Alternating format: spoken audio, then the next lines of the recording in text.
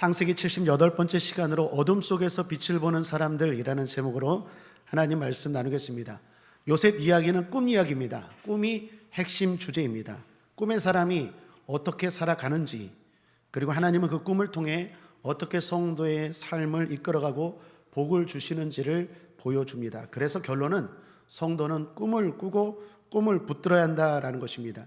꿈이 없을 때 사람들은 무기력해지고 건강한 꿈이 없을 때 사람들은 타락에 빠집니다. 그러므로 꿈꾸되 하나님이 주시는 꿈을 꾸어야 합니다. 사랑하는 여러분, 기도하십시오. 말씀을 읽으십시오. 그리고 성령을 구하십시오. 꿈의 3요소입니다. 말씀, 기도, 성령. 이 세 가지가 살아있다면 반드시 하나님이 주시는 꿈이 여러분의 삶에, 여러분의 심장의 귀에 들리게 될 줄 믿습니다. 자, 그런데 유념할 것은 고난입니다. 흔히 사람들은 꿈꾸는 사람들, 하나님이 꿈을 주시면 그 사람의 고난은 없을 것이다 라고 생각합니다. 아닙니다. 꿈이 있어도, 믿음이 좋아도 고난이 있습니다. 아니, 반드시 있습니다. 그리고 오히려 그 고난이 그 사람의 꿈이 진정한 꿈인지, 그 사람의 믿음이 참된 믿음인지를 보여주는 증거가 됩니다. 사랑하는 여러분, 고난 앞에 지지 마십시오. 고난 앞에 무릎 꿇지 마십시오. 그건 여러분의 믿음이 가짜 믿음, 연약한 믿음이라는 걸 보여주는 거예요. 고난이 있기 때문에 우리의 꿈이, 우리의 믿음이 진짜고 하나님 앞에 복받을 믿음인 걸 증명할 수 있는 기회인 줄 믿습니다. 오늘 본문을 보시면 크게 두 사람의 고난이 나옵니다. 한 사람은 믿음의 사람, 꿈의 사람 요셉, 또 한 사람은 믿음의 사람 야곱입니다. 둘 다 고난의 터널을 지나고 있는 모습입니다. 자, 그럼 먼저 요셉의 고난에 대해서 좀 더 자세히 살펴보죠. 아버지 야곱이 요셉에게 심부름을 시켰습니다. 요셉아, 지금 형들이 저기 지금 가축들을 데리고 풀을 뜯기고 있다. 그러니까 형들 안부 좀 네가 가서 잘하고 있는지 어쩐지, 휴대폰도 없고 하니까 가서 알아보라 라고 합니다. 지금 야곱이 있는 곳은 헤브론입니다.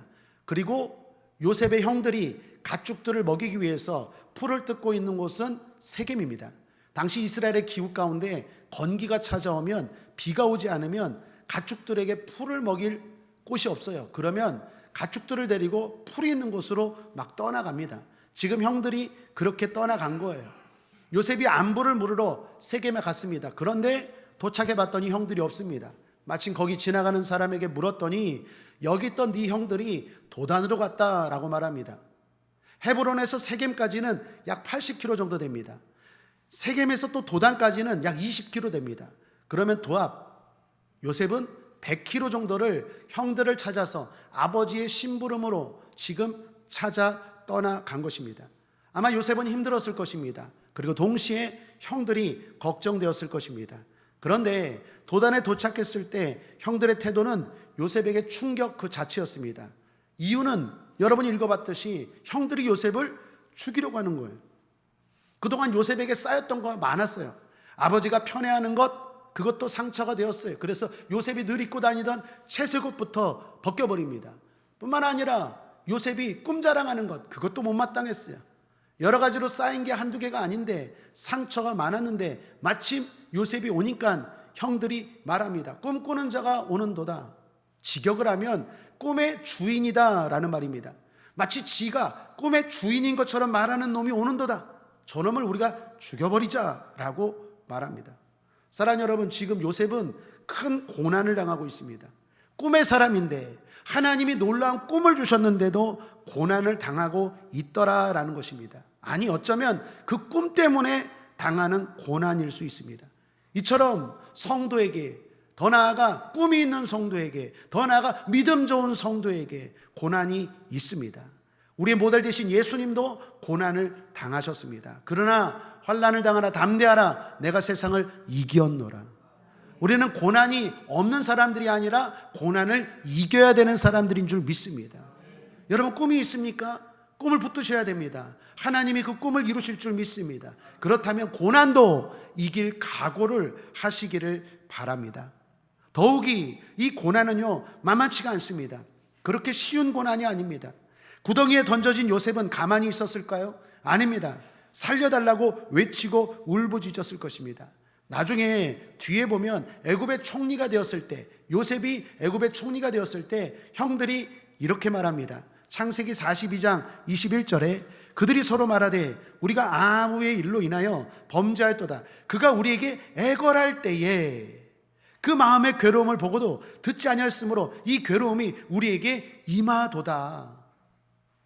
애굽의 총리가 자기의 동생 요셉인 줄 모르고 요셉인 총리 앞에서 형제들이 말하는 거예요. 구덩이에서 살려달라고 애걸복걸 울부짖었을 때 우리가 그걸 무시했는데 그 대가를 지금 우리가 받는도다. 그 고난, 그 처벌을 우리가 지금 당하고 있는도다. 이 말을 보면 아마 구덩이에 빠져진 요셉은 울부짖었을 거예요. 형들 왜 그러냐고, 살려달라고 외쳤을 것입니다. 그런데 아무런 소용이 없습니다. 여러분, 우리의 고난도 그럴 때가 있죠. 힘써도 안 됩니다.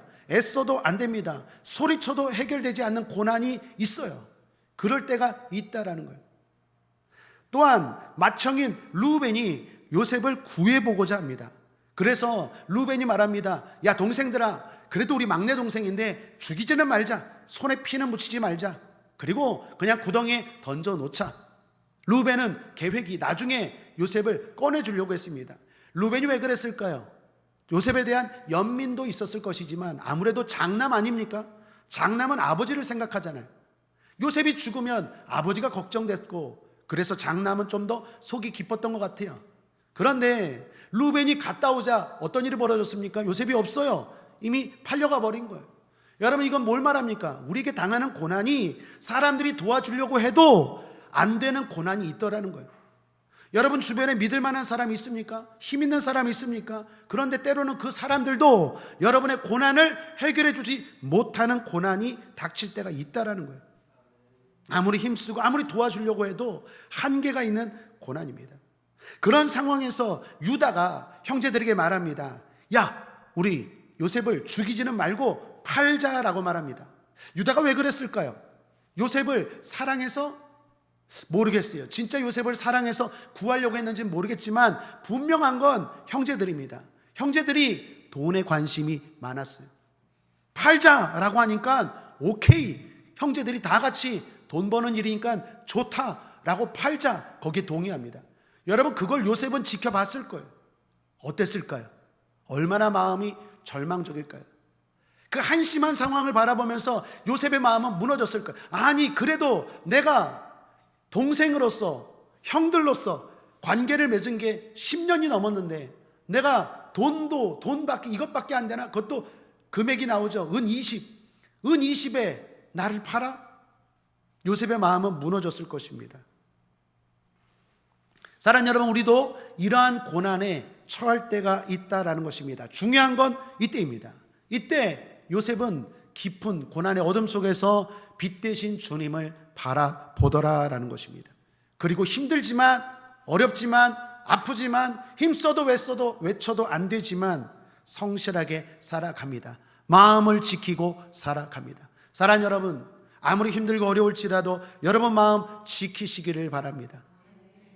둘째, 야곱의 고난입니다. 이제는 야곱의 고난을 봅시다. 유독 요셉을 사랑했던 야곱이죠.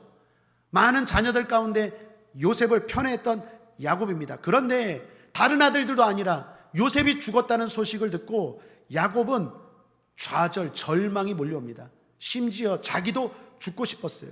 35절 말씀 함께 읽어보겠습니다. 시작. 그 모든 자녀가 위로하되 그가 그 위로를 받지 아니하여 가로되 내가 슬퍼하며 음부에 내려 아들에게로 가리라 하고 그 아비가 그를 위하여 울었더라. 죽어서라도 요셉을 보고 싶더라라는 마음입니다. 이건 빈말 아닙니다. 진짜 야곱은 죽고 싶었어요. 그만큼 야곱에게 요셉은 소중한 사람이었고, 그리고 지금 야곱은 엄청난 고통과 아픔을 겪고 있습니다. 자, 그러나 실제로 야곱은 죽었습니까? 자결했습니까? 포기했습니까? 그렇지 않아요.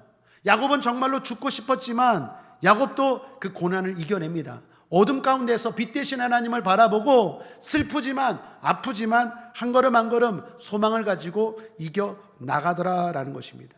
사랑하는 여러분, 오늘 설교 제목처럼 꿈이 있는 성도는 어둠 속에서 빛을 보는 사람들입니다. 아무리 고난의 어둠이 짙을지라도 빛이 있음을 아는 사람들이 성도인 줄 믿습니다. 그 결과 요셉도 야곱도 결코 포기하지 않아요. 아파는 하지만 포기하지 않아요. 애통해 하지만 포기하지 않아요. 울고 있지만 포기는 하지 않아요.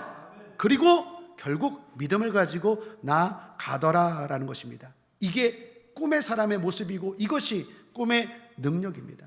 사실 우리는 요셉 이야기의 결론을 알고 있죠. 요셉은 나중에 무엇이 됩니까? 애굽의 총리가 됩니다. 꿈이 이루어집니까? 안 이루어집니까?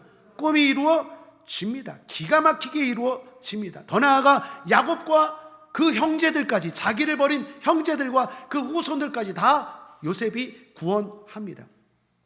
이 모든 고난들은 사실 그 꿈을 이루는 과정이었습니다. 단지 그들 자신이 그걸 모른다라는 거예요. 그 결과를 몰랐다라는 거예요.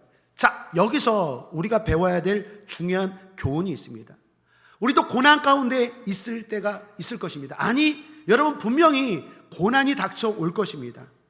우리도 결론에 대해 자세히 모릅니다. 그래서 더욱 힘들고 아플 수 있습니다. 그러나 분명한 건 요셉의 꿈이 이루어진 것처럼 야곱이 결국 죽지 않아 요셉을 만나고 결국 해피엔딩으로 끝나는 것처럼 성도도, 저와 여러분도 결국 승리할 줄 믿습니다. 포기하지 않으면, 좌절하지 않으면 결국은 승리하는 줄 믿습니다. 성도에게 고난은 하나님이 꿈을 이루시는 과정인 것입니다. 자, 그렇다면 우리가 해야 할 일은 무엇이겠습니까? 요셉과 야곱처럼 꿈을 붙잡고 희망을 놓치지 않는 것입니다. 사랑하는 여러분, 한번 따라하겠습니다. 희망을 어떤 상황에서도 놓치지 않겠다. 그게 간단하게 말하면 절대 희망입니다. 꿈이 있는 사람들, 성도는 절대 희망입니다. 아무리 힘들고 어려워도, 여러분이 무엇 때문에 지금 아파할지라도 아파하십시오, 우십시오. 그러나 포기는 하지 마십시오. 좌절은 하지 마십시오. 희망을 놓치지 마십시오.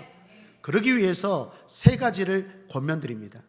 너무 힘들 때, 너무 아파서 포기하고 싶을 때 희망을 놓치지 않는 방법, 첫 번째, 지금 나의 상황으로 모든 걸 판단하는 것 금물입니다.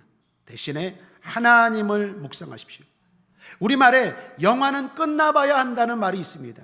또한 스포츠에서 흔히 하는 말 가운데 경기는 끝날 때까지 끝난 게 아니다라는 말이 있습니다.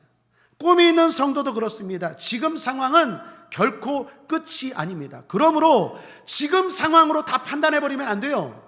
만약에 요셉이 지금 상황으로 다 판단해버리고 이게 뭐야, 하나님이 나에게 꿈을 주셨는데 형들이 나를 팔아버리네, 이 꿈은 개꿈이고 내 꿈은 안 이루어졌어, 그리고 삶을 포기했다면 요셉의 꿈은 말 그대로 이루어지지 못하는 거예요. 야곱도 마찬가지입니다. 요셉이 죽어버렸네, 내가 사랑했던 요셉이 죽어버렸네, 나도 죽어버릴 거야. 그리고 만약에 극단적인 선택을 했다면 결국 우리가 알고 있는 그 해피엔딩은 맛보지 못했을 거예요. 그러므로 사랑하는 여러분, 너무 힘든 상황입니까? 그 상황을 묵상하지 말고 하나님을 묵상하시길 바랍니다. 그 상황을 묵상하지 말고 상황 되시는 하나님을 바라보시길 바랍니다. 한번 따라하겠습니다. 상황이 아니라 상황을 보십시오. 상왕, 왕 중의 왕, 우리 주님을 바라보십시오. 너무 힘드십니까? 아프십니까? 그럴 때마다 고개를 드셔야 돼요. 지금 이 모든 게 마치 끝난 것처럼 다 해석해버리면 안 돼요. 지금은 과정이라니까요. 경기 안 끝났어요. 영화 안 끝났습니다. 내 인생 안 끝났어요. 끝날 때까지 끝난 게 아니에요. 그때는 하나님을 묵상하시고 하나님을 계속해서 바라봐야 할 줄 믿습니다. 우리 주변을 볼 때 겉모술수와 이기주의, 욕심이 가득한 세상입니다. 그런 세상에서 성도는 너무나 연약해 보이고 이 꿈이 이루어지지 않을 것 같습니다. 그러나 틀린 말입니다. 아닙니다. 오늘 성경이 그것을 증명하고 있습니다. 분명 그 속에서도 하나님은 일하고 계십니다. 우리의 꿈을 이루기 위해서 일하고 계시는 줄 믿습니다. 둘째, 왜와 어떻게를 생각하는 것 금물입니다. 대신에 무엇을 생각하십시오. 한번 따라하겠습니다. 왜, 어떻게, 무엇. 사람이 고난을 당할 때 흔히 하는 생각입니다. 세 가지.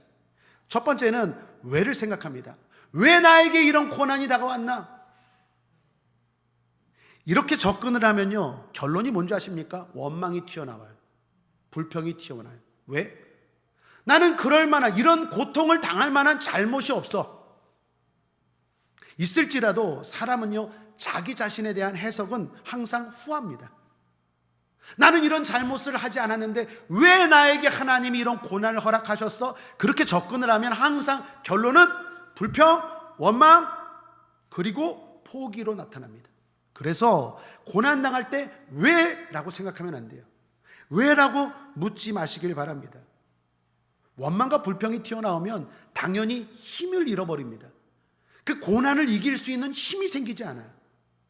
그래서 문제가 됩니다. 둘째는 어떻게입니다. 고난을 당할 때 두 번째로 반응하는 사람들이 있습니다. 어떻게 이 고난을 벗어날까? 그게 목표가 돼버려요. 어떻게를 물어도 안 됩니다. 어떻게를 물어버리면 무슨 문제가 생기느냐? 빨리 그 고난을 벗어나기 위해서 수단과 방법을 가리지 않아요. 이게 문제입니다. 사랑하는 여러분, 고난을 벗어나는 게 목적이 아니라 고난 가운데 하나님의 방법으로 벗어나야 될 줄 믿습니다. 그런데 어떻게 해서든지 이 고난을 벗어나야 되겠다, 내가 어떻게 해서든지 이 가난의 고난, 내가 어떻게 해서든지 직장을 가져야 되고, 내가 어떻게 해서든지 병을 고쳐야 되고, 그러면 하나님이 기뻐하지 않는 일까지 한다니까요. 옛날에 제가 안수 집사님이신데 피부병에 걸렸는데 기도해도 안 나요. 본인은 열심히 기도했다고 하는데 어찌됐건 안 나요. 근데 나중에 우연찮게 무당에게 갔는데, 점을 봤는데, 부적을 썼는데 피부병이 나은 거예요. 그 결국 어떻게 되었을까요? 믿음 잃어버리고 세상으로 가버렸어요. 사랑하는 여러분, 피부병 치료받으려고 영혼을 잃어버렸어요. 피부병 치료받으려고 천국을 잃어버렸어요. 그 모든 걸 다 잃어버렸어요. 어떻게 해서든지 이 고난을 빨리 벗어나야지 라고 생각하면 자꾸 하나님이 기뻐하지 않는 일들을 한다니까요. 수단과 방법을 가리지 않아요. 때로는 하나님이 원하지 않는 것까지도 막 선택하면서 빨리 벗어나야 돼, 빨리 벗어나야 돼, 빨리 벗어나야 돼. 그 조급함 때문에 결국 더 고난이 꼬여버립니다. 당장에는 벗어나는 것 같지만 미봉책이 궁극적으로 문제가 해결되지 않아요. 또 다른 고난이 찾아오고 막 뒤죽박죽이 돼버려요. 그러므로 어떻게를 생각하면 안 됩니다. 그럼 결론은 마지막 세 번째겠죠. 무엇입니까? 무엇입니다. 무엇입니까? 무엇입니다. 고난을 당할 때 무엇을 생각해야 합니다. 고난도 주어진 것입니다. 우리 흔히 고난 당한다라고 말하죠. 고난을 원하는 사람이 있습니까? 누구도 원하지 않아요. 그런데 고난은 당하는 거예요. 고난은 당하는 거예요. 고난이 나에게 찾아온 거예요. 내가 원하지도 않는 고난이 나에게 찾아온 거예요. 질병의 고난, 가난의 고난, 문제의 고난이 나에게 찾아온 거예요. 그렇다면 그때 생각해 보셔야 돼요. 여러분, 하나님은 우리를 돌보시되 어떻게 돌보시는 분이십니까? 참새를 봐라. 참새 한 마리가 땅에 떨어지는 것도 하나님이 허락하지 않으면 떨어지지 않는데 하물며 너희일까 보냐. 이렇게 우리를 세심하게 돌보시는 주님인 줄 믿습니다. 머리털끝, 우리는 머리털이 얼마나 되는지도 모르는데 하나님 우리 한 사람 한 사람의 머리털까지도 다 세심받을 정도로 섬세하게 우리를 돌보시는 하나님이신 줄 믿습니다. 무슨 말입니까? 그만큼 하나님이 우리를 지키시는데 이렇게 고난이 당하고 있다는 건 하나님이 뭔가 뜻이 있어서 허락하셨다는 거예요. 하나님이 그 고난을 허락하셨다면 분명한 하나님의 뜻이 있다는 거예요. 그러므로 그 뜻을 찾아야 돼. 그게 뭘까? 따라하겠습니다. 그게 뭘까? 그게 뭘까를 생각하셔야 돼. 내가 무엇을 하길 원하시는가? 내가 지금 이 고난의 터널에서, 이 고난이라는 어둠 속에서 무엇을 하길 원하시는가? 하나님이 왜 나에게 이런 고난을 허락하셨을까? 내가 어떻게 무엇을 하기를 원하시는가를 생각하셔야 돼요. 여러분, 바울이 그랬습니다. 바울이 다메섹 도상에서 고난을 당했어요.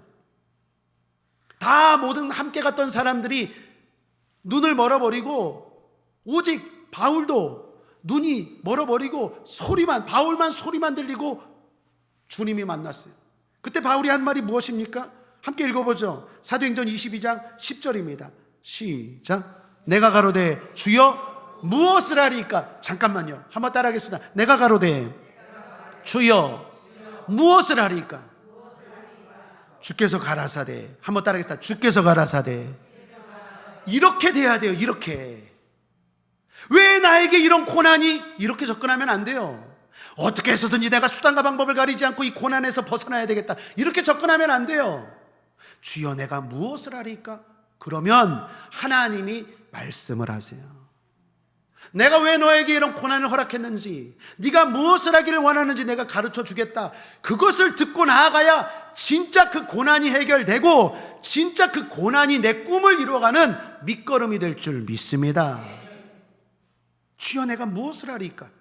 그랬더니 주께서 가라사대 일어나 다메섹으로 들어가라. 정한 바 너의 모든 행할 것을 거기서 누가 이르리라 하시거늘. 들어야 합니다. 오늘 본문의 요셉도 마찬가지입니다. 분명히 무엇을 해야 할까 물었을 것입니다. 그리고 마음을 잡았습니다. 내가 해야 할 일을 찾았습니다. 그래서 우리는 알고 있죠. 그 다음 시간에 보면 요셉이 보디발 가정에 팔려가서 뭐합니까? 가정일하죠. 가정부일. 근데 그 가정부일을 어떻게 합니까? 성실하게 하죠. 왜 그렇게 성실하게 할까? 요셉은 생각도 없고 마음도 없는 사람입니까? 그렇지 않아요. 분명히 마음이 무너졌을 거예요. 형제들의 배신 때문에 상처도 받았을 것이고 힘도 빠졌을 텐데 요셉이 보디발 가정에서 성실하게, 억지로가 아니라 성실하게 그 일을 감당합니다. 이유는 하나님의 응답을 받은 거예요. 주여 내가 무엇을 하리까? 하나님 말씀하셨을 거예요. 보디발 가정에서 열심히 일해라. 내가 너를 거기에 보낸 거다. 네가 팔려간 것처럼 보이지만 아니다. 내가 너를 거기에 보낸 것이다. 거기서 네가 배워야 될 것 열심히 배워라. 그리고 보디발 가정에서 요셉이 뭘 배웠습니까? 경영을 배웠어요. 경영을. 그리고 나중에는 감옥에 팔려가죠. 감옥에 팔려갔을 때도 요셉이 잘못한 거 없어요. 보디발의 아내가 누명 씌웠잖아요. 근데 보디발의 아내가 누명 씌워서 감옥에 갔을 때 요셉이 어떻게 접근합니까? 왜 나에게 이런 고난이? 그렇게 말하지 않아요. 내가 뭘 잘못했다고, 내가 감옥에 갈 일이 뭐가 있습니까? 원망하지 않아요. 그렇게 접근하면 하나님 원망한다니까요. 왜를 묻지 않아요. 또는 어떻게 해서든지 내 이 감옥에서 나갈 것이다, 그래갖고 간수를 매수하고 하나님이 기뻐하지 않는 거짓과 뇌물과 술수를 행하지 않아요. 거기서도 요셉은 하나님 앞에 묻습니다. 하나님, 나에게 감옥에 가게 하신 분도 하나님이 허락하셨기 때문에 내가 감옥에 간 줄 믿습니다. 내가 여기서 무엇을 하길 원하십니까? 하나님이 응답하셨을 거예요. 거기서 정치를 배워라. 네가 나중에 애굽의 총리가 되고 꿈이 이루어질 텐데 경영도 모르고 정치도 모르면 자리만 갖다 주면 뭐 할 거예요? 준비가 돼야 하나님이 자리를 주시고 복을 주셔도 그 복을 누릴 줄 알죠. 복이 화가 되지 않죠. 하나님은 우리에게 복 주기를 원하시는 분인 줄 믿습니다. 그런데 준비를 해야죠. 그러기 위해선 내가 무엇을 해야 되는지를 생각해야 돼요. 하나님은 큰 걸 주고 싶으세요. 여러분이 꿈꾸는 것보다 더 큰 걸 하나님은 주고 싶은 줄 믿습니다. 문제는 그 꿈을 담을 수 있는 무엇을 내가 해야 된단 말이에요. 나에게도 부족한 게 많아요. 요셉도 여러분 지난 시간에 살펴봤지만 성격도 부족하고 고자질하고 꿈자랑하고 여러 가지로 인격적으로 부족한 게 많아요. 실력도 능력도 부족한 게 많아요. 맨날 채색 옷이나 입고 다니고 그냥 어린 양하고 이랬던 요셉인데 그 애굽의 총리가 되고 민족을 구원할 수 있겠습니까? 그런 자세로. 그래서 하나님이 지금 훈련시키시는 거예요. 고난이 아니라 연단인 줄 믿습니다. 그러므로 여러분, 왜도 아니고 어떻게도 아니고 무엇을 생각해야 돼요? 무엇을 질문하셔야 돼요? 한번 따라하겠습니다. 주님, 내가 무엇을 하리까? 이건 바울도 그렇고 요셉도 그렇고 믿음의 사람들의 모습이에요. 여러분에게 고난이 분명히 닥쳐올 거예요. 그때 이 세 가지를 꼭 잊지 마시기를, 그리고 제대로 질문하시고 제대로 반응하시고 제대로 고난을 통과하시기를 주님의 이름으로 축복합니다. 마지막 셋째는 기도의 무용론을 생각하는 것 근물입니다. 대신에 더욱 기도해야 합니다. 요셉은 고난을 당하기 전에도 기도한 사람이었을까요? 안 한 사람이었을까요? 기도한 사람이었어요. 아버지 야곱으로부터 무엇보다도 기도를 배웠어요. 요셉아, 내가 사랑하는 요셉아, 나 같은 사람이 이스라엘이 되고 이렇게 복을 받은 건 야복강가에서 하나님과 씨름하고 기도한 거 그거밖에 없다. 기도가 살아있으니 하나님이 모든 복을 주시더라. 그러므로 내가 너희들에게 물려줄 것 없다. 다른 거 없다. 이 재산 이거 아무것도 아니다. 한순간에 날아갈 수 있다. 하나님을 붙들어라. 하나님과 씨름해라. 기도해라. 기도를 가르쳤을 거예요. 그래서 요셉은요, 고난을 당하기 전에도 기도했어요. 그런데 고난을 당하고 나서도 요셉은 기도했을까 안 했을까요? 기도했어요. 아니, 더 절실하게 했어요. 그 전에 편안할 때 아버지의 사랑받고 맨날 채색원지나 입고 다니고 맨날 꿈 이야기하고 꿈 자랑하고 형들한테서 어린 양 부르고 다닐 때 기도는요 그냥 설렁설렁했을 거예요. 그런데 구덩이에서 했던 요셉의 기도는 달랐을 거예요. 보디발 가정에서 식당에서 부엌에서 했던 기도는 달랐을 거예요. 감옥에서 했던 기도는 달랐을 거예요. 우리가 고난을 당할 때 조심해야 되는 건 기도의 무용론입니다. 무슨 말입니까? 기도해도 소용없네, 기도해도 안 되네, 이거 조심해야 돼요. 아니요, 그때는 더욱더 기도가 깊어져야 할 때인 줄 믿습니다. 고난은 우리의 기도를 깊어지게 해요. 고난이 임하지 않으면요 기도를 해도 설렁설렁해요. 하는 척해요. 그냥 시간만 때워요. 그런데 고난이 임하면 그 사람의 기도가 진실해져요. 간절해져요. 깊어져요. 그리고 정말로 주님만 바라보게 돼요. 다른 사람들 바라볼 여지가 없어요. 오직 주님, 오직 주님만 바라보게 돼요. 그리고 제대로 된 기도가 거기서부터 시작이 돼요. 그러므로 사는 여러분, 조금 고난당했다고 해서 내가 그동안 수요 예배 드리고 기도한 거 소용없네, 그게 아니라 오히려 그럴 때일수록 기도를 더욱더 깊게, 기도를 이제는 제대로 해야 돼요. 내가 지금까지는 기도를 어설프게 했어. 맞아, 그렇게 기도하는 거 아닌데 그냥 하는 척 했어. 이제는 이 고난을 통해서 내가 진짜 기도할 거야. 그런 마음으로 기도가 깊어지기 시작한다면 여러분은 희망이 놓치지 않고 희망이 떠나가지 않고 그 희망이 희망을 넘어 현실이 될 줄 믿습니다. 바울도 그렇습니다. 바울이 마게도냐인의 환상을 받고 빌립보로 갑니다. 본인이 가고 싶어서 간 곳이 아닌데 그쪽으로 성령이 인도하셨어요. 그런데 거기서 점치는 귀신 들린 사람의 귀신을 쫓아줬어요. 좋은 일이죠. 좋은 일하고 어떤 일을 당합니까? 감옥에 가요. 여러분 생각해 보십시오. 내가 가고 싶어서 간 곳도 아니에요. 억지로 가라고 했는데 거기다가 좋은 일하고 감옥까지 갔어요. 그때 바울은 왜 나에게 이런 일이 묻지 않아요. 어떻게 해서든지 여기서 벗어나야 되는지 묻지 않아요. 내가 무엇을 해야 되는지 기억하고, 더 중요한 건 바울이 감옥에서 뭐합니까? 기도하고 참여합니다. 그랬더니 기적이 일어나죠. 그리고 간수가 구원받아요. 거기서 유명한 말을 하죠. 주 예수를 믿으라, 너와 내 집이 구원을 얻으리라. 사도행전 16장 25, 26절입니다. 밤중쯤 되어 바울과 실라가 기도하고 하나님을 찬미하며 죄수들이 듣더라. 이에 호련히 큰 지진이 나서 옥토가 움직이고 문이 곧 다 열리며 모든 사람의 매인 것이 다 벗어진지라. 제가 좋아하는 말씀입니다. 한번 따라하겠습니다. 다 열리면 다 벗어진지라. 사랑하는 여러분, 더 간절히 기도하면, 기도할 수 없는 상황에서 기도하면 다 열립니다. 막혀있는 것들이 다 열립니다. 그때가 중요한 거예요. 마귀는 분명히 보았을 거예요. 바울 기도하지 않을 거야, 억울해하고 원망하고 포기할 거야. 그런데 이게 놀라운 건 그때 오히려 감옥 속에서 하나님을 찬미했대요. 기도는 둘째치고 하나님을 찬미했대요. 찬미가 뭡니까? 감사했다라는 거예요. 이게 믿음이에요. 그럴 때 마귀는 뒤집어지는 거예요. 그리고 그때 다 열리는 거예요. 그때 다 벗어지는 거예요. 여러분의 삶에 막혀있는 것들이 다 열리고 여러분을 묶고 있는 그 모든 것들이 다 벗어지게 되길 바랍니다. 요셉은 하나님의 사람이었습니다. 얼마나 많이 기도했을까요? 더욱더 기도했어요. 그랬기 때문에 결국 꿈이 이루어지고 나서 애굽의 총리가 되어서도 그 총리 자리에서도 기도를 놓치지 않습니다. 부엌에서 기도했기 때문에, 감옥에서 기도했기 때문에 총리가 되어서도 기도를 놓치지 않는 거예요. 많은 사람들이 어려울 때 기도하다가 좀만 상황이 편해지면 기도를 놓쳐버려요. 그래서 좀 좋아지다가 더 나빠지고, 좀 좋아지다가 더 나빠지고. 그런데 요셉은 그렇지 않더라는 거예요. 사랑하는 여러분, 고난 가운데 여러분 기도의 달인이 되시길 바랍니다. 기도의 대가가 되시길 바랍니다. 그래서 기도가 완전히 습관이 되고 체득이 되어 하나님이 높여주셔도 기도의 시간, 기도의 자리를 놓치고 쉽게 떠나지 않는 기도의 사람 될 때 여러분은 복에 복이 임할 것이고 지경에 지경이 넓혀질 것이고 승승장구하게 될 줄 믿습니다. 우리 이종백 안수 집사님이 소천하셨습니다. 천국을 가셨습니다.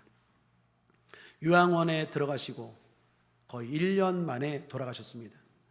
아시다시피 요양원 이쪽 근처에 계시다가 결국 논현동에 있는 요양원에 가셨어요. 논현동에 간 요양원에 가시고 나서 한 6개월 정도는 제가 못 가봤어요. 마음에 왠지 천국 가지 않으실 것 같아요. 이게 왠지 한번 가봐야지 하는데 못 갔어요. 6개월 만에 가까이 있을 때는 자주 뵀잖아요. 6개월 만에 주일날 엊그저께 저녁 예배 끝나고 주일날 가봤어요. 갔는데 말이 아니더라고요. 진짜 뼈만 남았어요. 산소호흡기만 껴있고 뼈만 남았어요. 자녀들도 캐나다에 있고 대구에 있는데 아버지 장례하면 오겠다고, 자녀들도 다 이제는 안 오겠다고, 장례하면 부르라고, 그런 상황이었어요. 그냥 연명하고 계시는 거예요. 얼마나 안타깝습니까? 그렇다고 뭐 영양주사를 맞고 그런 연명치료를 하는 건 아닌데 생명의 그 끈질김, 삶에 대한 의지가 우리 안수 집사님이 대단하시더라고요. 갔는데 우리 집사람은 오랜만에 거의 그런 모습을 처음 봤을 거예요. 저 목회하면서 뭐 그런 시신도 많이 받고 장례도 많이 치러서 뭐 좀 안타깝긴 하지만 놀라진 않을 텐데 놀라더라고요.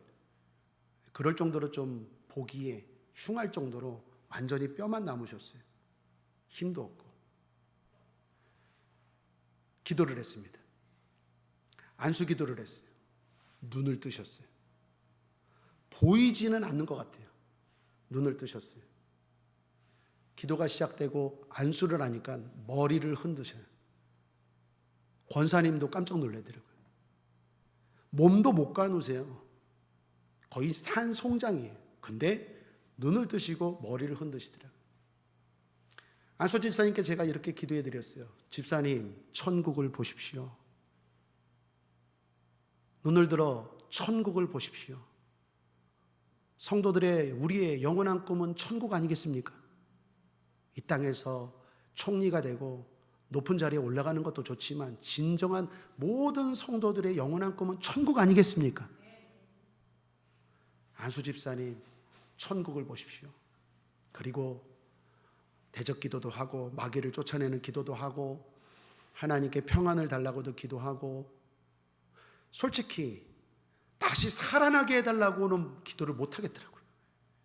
일단은 권사님과 가족들이 그렇게 기도하는 걸 싫어해요. 너무나 이 상황이 절망적이니까. 그래서 하나님 천국을 보여주옵소서. 그리고 막 방언으로 기도하고 그리고 제가 마지막 안수하고 마무리 기도를 했어요. 주일날 밤에 돌아오는 차에 갑자기 전화가 왔어요. 권사님께. 목사님, 병원에서 다시 연락이 왔어요. 의사 선생님이 다시 오라고, 지금 천국 곧 갈 것 같다고, 돌아가실 것 같다고. 그래서 권사님은 다시 집으로 가시다가 다시 요양원으로 갔어요. 그리고 기도하고 있었어요. 월요일, 화요일, 그리고 오늘 수요일 1시 15분에 천국 가셨어요. 권사님하고 의사 선생님이 그러더라고요. 목사님을 기다렸던 것 같아요. 우리 신양 권사님 어머니도 제가 신방하고 얼마 안 있다가 돌아가셨죠. 신기한 것 같아요. 사랑하는 여러분, 우리 영원한 꿈은 천국인 줄 믿습니다. 권사님이 이렇게 말하더라고요. 제가 복장이 지금 임종 예배 드리고 지금 와서 넥타이만 지금 바꿔서 검은색을 오늘 입고 예배를 인도하는데 방금 전에 권사님이 그러더라고요. 1시 반, 1시 15분에 정확하게 돌아가셨는데 너무나 평안하게 돌아가셨대요. 사랑 여러분, 삶 자체가 우리는 고난이죠. 그러나 이 고난을 이기는 사람들은 꿈이, 영원한 천국에 대한 꿈이 있는 성도들인 줄 믿습니다. 힘드십니까? 어려우십니까? 자꾸 미련이 남아있고 집착하게 됩니까? 눈을 드시고 하나님을 바라보시고 천국을 바라보십시오. 그리고 그 고난을 이기고 나아가는 여러분 되시길 바랍니다. 저와 여러분 어둠 속에서도 빛을 보는 사람들인 줄 믿습니다. 기도하겠습니다. 좋으신 하나님 아버지 감사합니다. 오늘도 우리를 사랑하시고 축복하여 주셔서 고난 속에서도 빛 되신 주님, 빛된 천국을 바라보고 이겨나가게 하시니 감사합니다. 절망하고 포기하지 않게 하여 주옵소서. 힘들고 울고 슬퍼할지라도 포기는 절대로 하지 않는 우리 성도들 되게 하여 주옵소서. 끝난 게 아닙니다. 하나님이 반드시 합력하여 손이 되게 하시고 반드시 그 꿈을, 그 소원을 이루어 주실 줄 믿습니다. 그러므로 왜 어떻게를 생각하는 것이 아니라 무엇을 생각하고 무엇을 실천하는 우리가 되게 하여 주옵소서. 그래야 할 때 하나님 속히 꿈이 이루어지게 하여 주옵소서. 감사드리며 예수님의 이름으로 축복하고 기도했습니다. 아멘.